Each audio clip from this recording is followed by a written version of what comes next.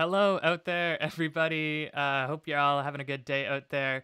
I'm Dane Stewart from Moving to Canada, one of the content developers here today, and I'm joined by our editor, Mr. Hugo O'Doherty, because we've just had some huge Canadian immigration news come out. We're going to dive all into that immigration news in today's video. But Hugo, how are you doing? How are you feeling now that now that we've had a couple hours to digest this news?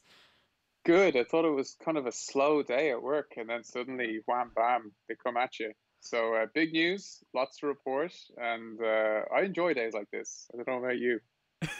I enjoy them when they're done, but I don't know if that's a good reflection of enjoying it while I'm in it. But what I do enjoy is knowing that this big announcement, which I'll tease it a little bit here, it's that Canada's announced 6 new immigration programs that will welcome more than 90,000 new permanent residents.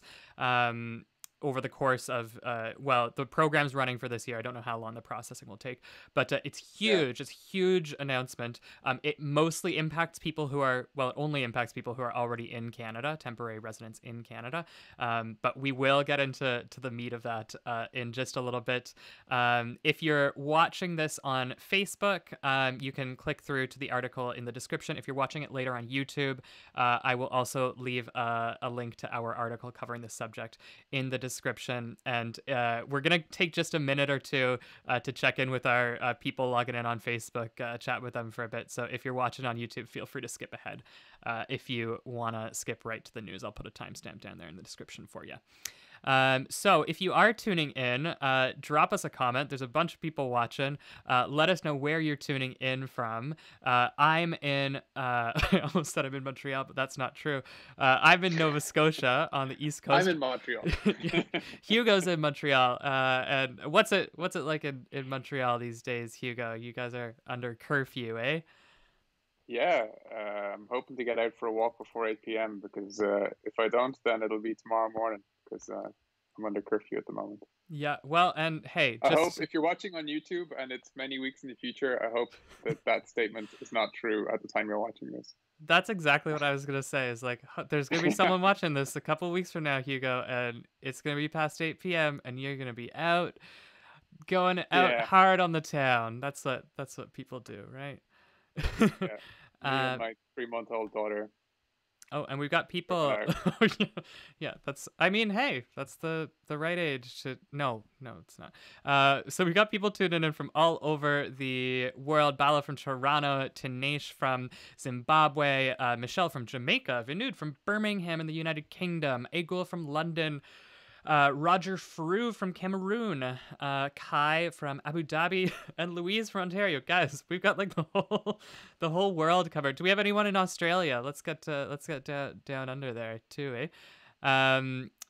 I think we're pretty much ready to jump into it. If you are Let's tell watching, them. yeah, ask us questions. If you have questions about the update as we go over it, feel free to drop them in the comments. We'll answer a couple of them at the end, and come back and answer them on YouTube as well.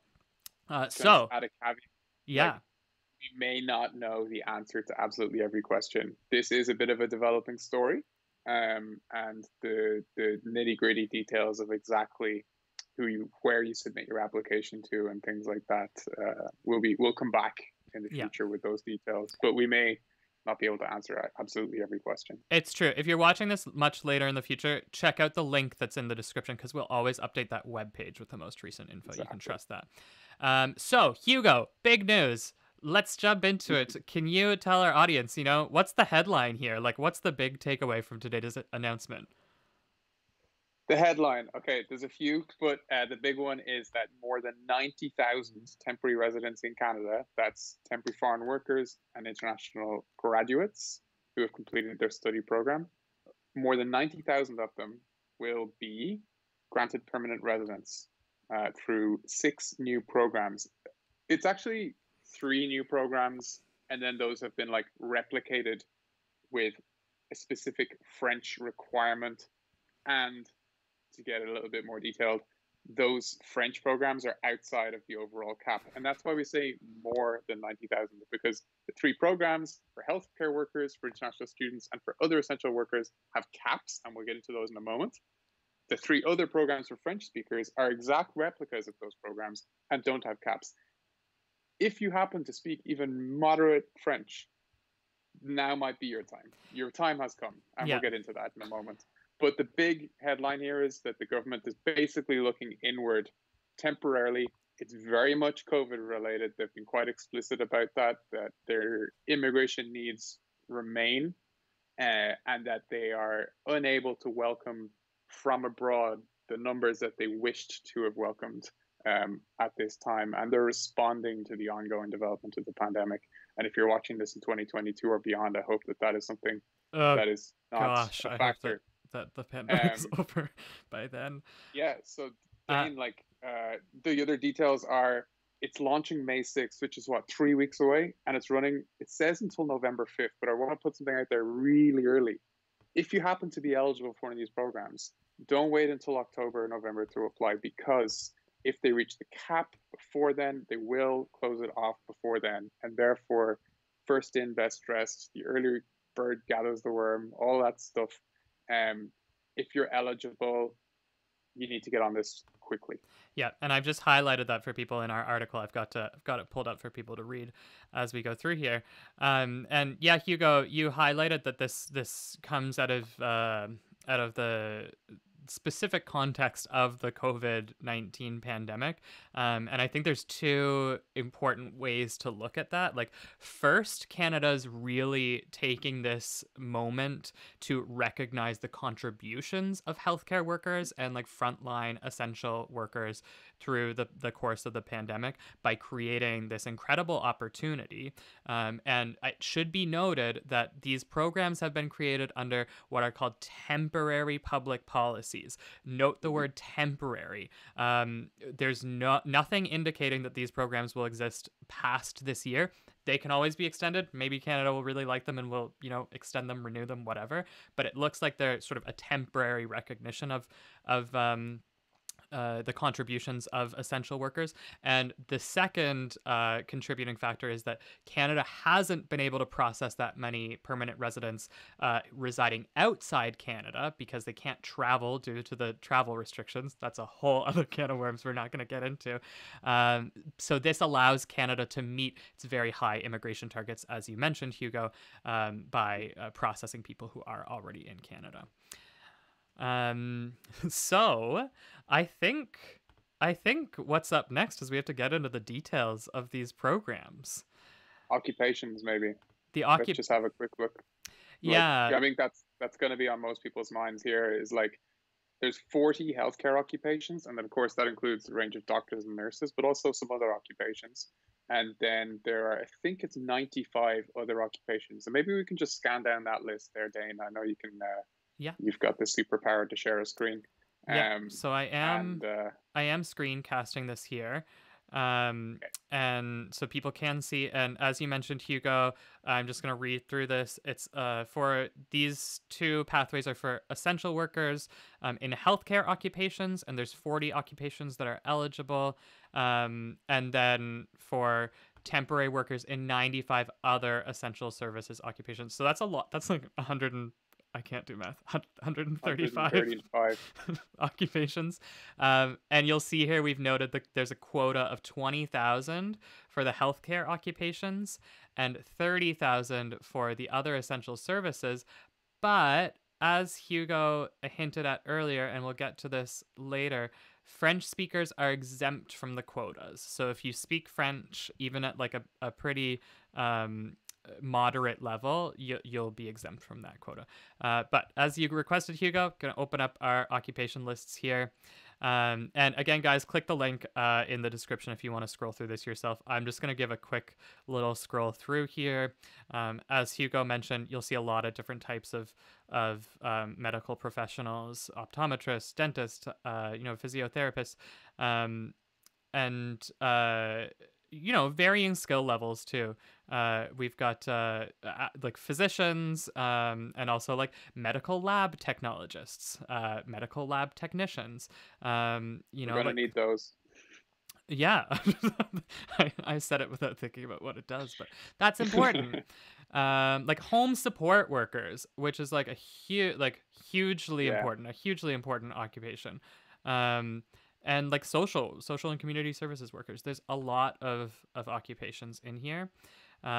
Again, link is in the description, so scroll through this yourself. And then 95 non-healthcare occupations are eligible.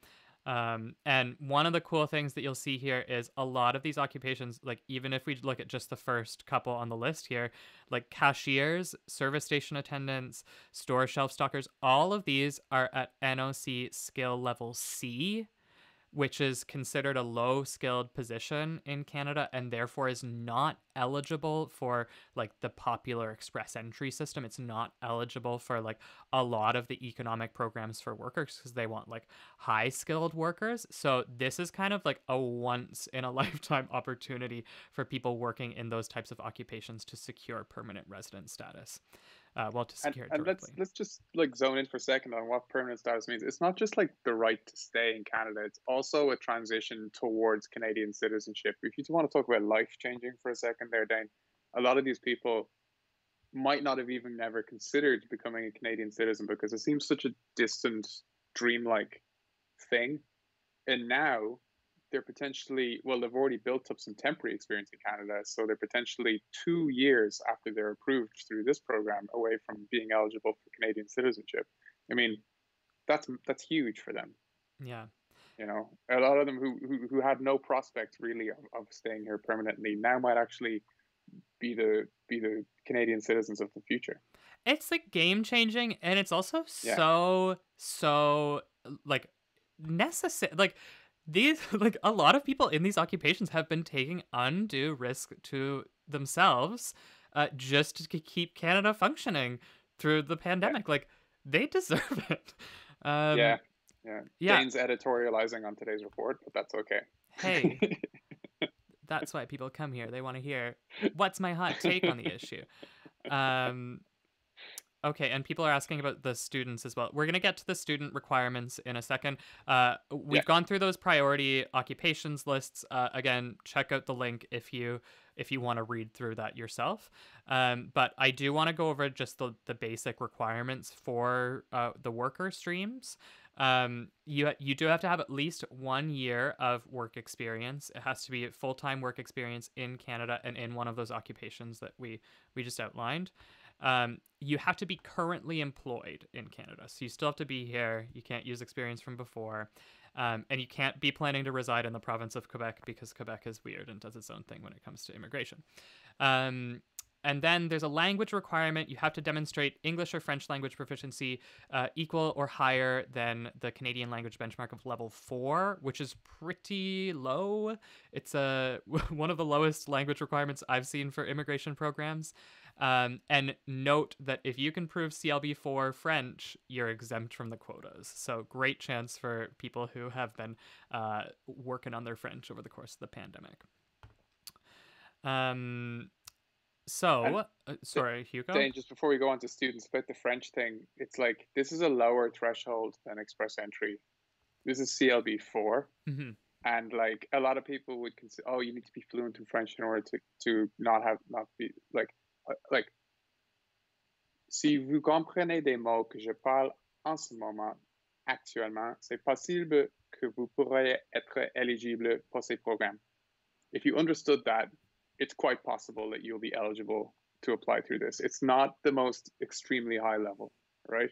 It's like, and if you're exempt from the quota, then you're not in the rat race of trying to get your application in on time, and that could be a bit of a game changer. So just if you've ever studied French, or if you really want to get into Duolingo for a few weeks or whatever, like this could be the way to go. Yeah. It's really an incredible opportunity, and you might even be able to learn French before the end of the program acceptance. Like, got till Yeah. November. Like, it's not that much French to learn. So let's jump into the update for international students. so the quota for international students is 40,000. So it's actually the biggest quota of the three. And again, notably, if you're applying as a French speaker, again, you're exempt from the quota. So you can be more than that 40,000. So for international students, you have to have graduated from a Canadian post-secondary school, so that's a Canadian university or college, within the 4 years prior to applying. So they say it's before January of 20 or after January of 2017. Um, you do have to currently be employed in Canada. Okay, that's important. You have to be working in Canada right now. You have to be in Canada and be working, and you have to intend to reside again outside the province of Quebec. Notably, if you are an international graduate, you're in Canada, your post-grad work permit's going to expire, and you're like, oh no, I'm not going to be able to get this done in time. You should also be aware that Canada's created a separate work permit program just for post-grad work permit holders. So if you need a little bit more time, there's like another COVID special program to help international graduates. So check that out as well. It's all that info is available on our website. For international students, the language requirement's slightly higher. It's a Canadian language benchmark of level 5 in English or French. Still lower than federal skilled worker. It is. Right? Well, yes, it's lower than federal skilled worker. For sure. most federal skilled workers, yes. Yeah. And a lot of PMPs, so yeah. Yeah. So I think it might be worth just reading through this quote from the immigration minister, Marco Mendicino. He announced this whole thing today in a press conference, and he was talking about the importance of recognizing the contribution of temporary residents in Canada through the pandemic. And he said, quote, "The pandemic has shone a bright light on the incredible contributions of newcomers. These new policies will help those with a temporary status to plan their future in Canada and play a key role in our economic recovery and help us build back better." I love that triple alliteration at the end. It really helps you punch it home. They've been drawing water from that well for a while now. They've been using Build Back Better for whichever a year. Speechwriter came up with it. It's great. Yeah. Perfect. So anything else you want to highlight here, Hugo, or should we jump into some questions from our viewers? No, I'm just going to reiterate that. Okay, two things. One is, if at this time, and I'm speaking in mid-April, with the program expected to open on May 6th, you think you're eligible for this, you're like, okay, my occupation's there and I've been working for less than a year. I think you should engage the services of someone an expert, a representative, a consultant. We've got a short list on our website because of the time-sensitive nature of the program. It's not like Express Entry where you can get an invitation again in the future if you're not quite ready, kind of thing. You should get an expert to look over your application and to get that sorted out for you and to assist you. The second thing would be to do that earlier rather than later. You don't want to be looking at this, starting this in August or September if you're eligible in May or June. You're just unnecessarily diminishing your chances, because honestly, I'm putting this out there, I don't expect some of those quotas to still be available in October. No, I mean, they're... My hot take, you're sitting here in April, but I think they'll be filled. Yeah. I don't know, but considering that this does seem like a once in a lifetime opportunity, I think that people probably will jump on those. And Hugo is mentioning booking a consultation. If you want, just pull up, you can see in the top right-hand corner of our website, this little button where you can get more info about booking a consultation. Also pop a link to that into the comments section here, or the description on YouTube in case you are looking to engage with a representative. If you are booking a consultation and it's mid-April, or bear in mind that the government hasn't released every nitty-gritty detail of these programs yet, and your consultant may not be able to fill out the paperwork for you until it opens in May. Just set expectations. Yeah, and I see like Himanshu, who's watching, is asking, how do you apply for this program? And just to be clear, right now we don't know exactly how the application process works because it hasn't opened yet. Usually, Canada will just wait until the day that they want to open something, and then a new wonderful webpage will appear, and it these days is usually at some sort of online application process. But yeah, as Hugo said, more information on that will come in May. So Hugo, what do you think? Jump into some questions? Sure, go for it. Great. Uh, so Arjun is asking, do the international students need to be employed in any specific job, or will any job do? As as Hugo mentioned earlier, we're still familiarizing ourselves with these I, I, programs. I believe the answer to that question is no. I Uh, think it's any job for students. I think so. And look, what I'm going to do here is just pull open the actual temporary public policies. This is how Hugo and I do our research. We go through all of the government Yeah. information. So this is what the public policy looks like for. This is for people working in essential occupations, and this is the one for recent graduates. So if I scroll through here, and we link to this from the article on our website, but they've got eligibility requirements for applicants. So these are the requirements for where you've studied, like the credential that you have. And then this is what they state regarding work experience. Be employed in Canada with a valid permit or authorization to work pursuant to the act and regulations at the time permanent residence is received. But they don't state anything about like it having to be in a specific occupation or anything like that. So from the sounds of this, unless they add more stipulations, there is no specific type of work that you have to be doing, just as long as you're in Canada on a valid work permit and doing it that way. What an opportunity. Like, Yeah. it's crazy. Like some of these people, through whatever, like, their language ability might be CLB 5 or 6. They might be otherwise be in the pool on 400 points or potentially even fewer. And this is their chance. Yeah, man. It's Go also get it. Go huge. get it. 90,000 permanent residents. Like express entry, the whole quota for Yeah. express entry this year is like It's about the same. 108,000. Like it's Yeah. not that far off. Like it's huge. Um so we got a couple questions here. Jose is asking, can you clarify if my experience working in an essential occupation while I am an international student counts towards the foreign essential worker program? So that is a specific question. I like we would have to read through the public policy, and we can dig around for an answer to that question. I don't know if we should. They did say it's definitely aimed at graduates rather than students. Just to be clear, the person has to have graduated, and in normal circumstances, Canadian work experience needs to be on a work permit rather than a study permit in order to be counted towards PR. Yeah, That for is the case for this, then you would have to have graduated, then worked, and then become eligible. But yeah, as we've said off the top, like the actual nuances, the person who wrote in, I forget your name. I'm it sorry was about that, Jose.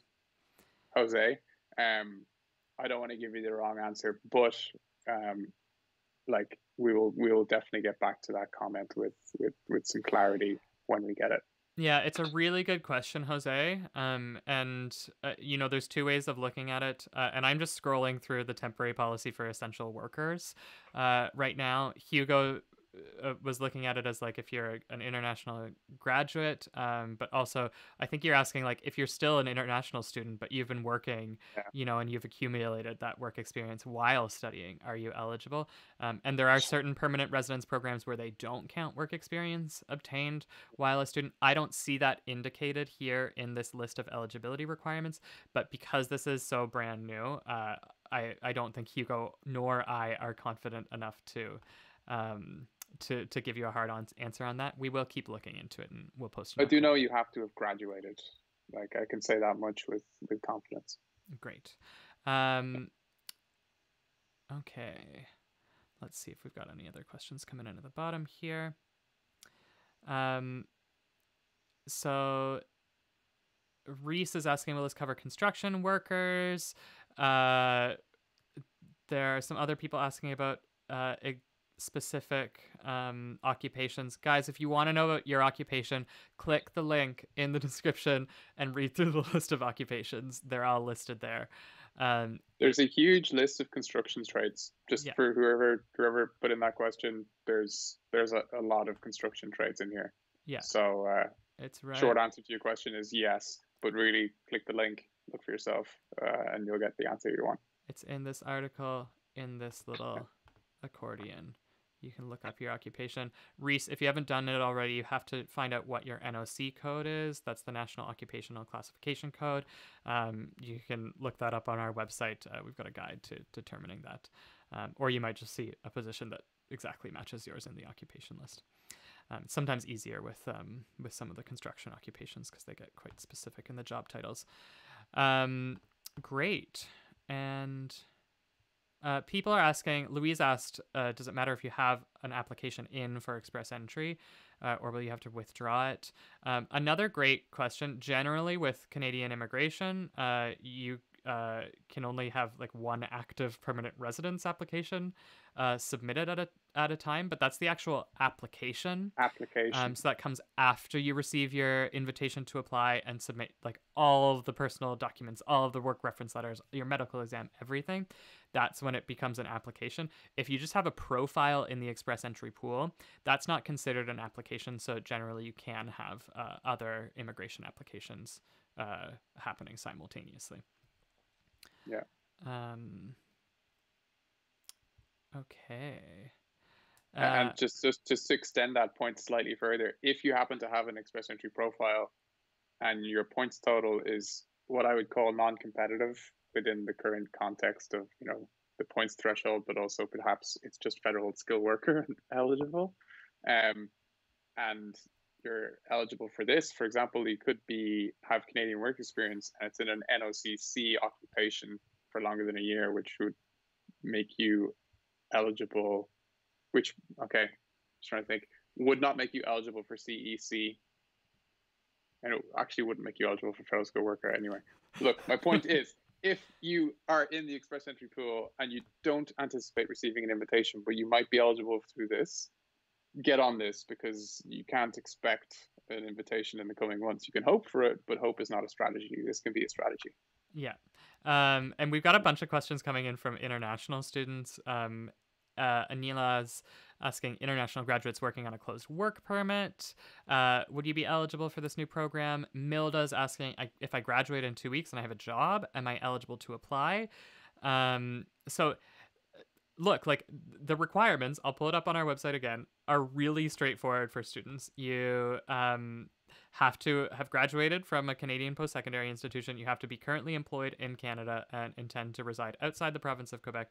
You're also probably going to have to do a language test to prove your language abilities. So for someone like Milda, you won't be able to apply immediately. And you'll want to check what documentation they're requesting in terms of your current status in Canada. Like Milda, you might want to get your work permit before you apply for this. I'm not 100% sure about that, but we'll see once they release the actual application. But Milda, once you graduate, you can apply for your postgraduate work permit, and that will allow you to stay in Canada and keep working. But like we just scrolled through the public policy live here a few minutes ago, there's no specification on like the type of employment you have to be doing as an international graduate.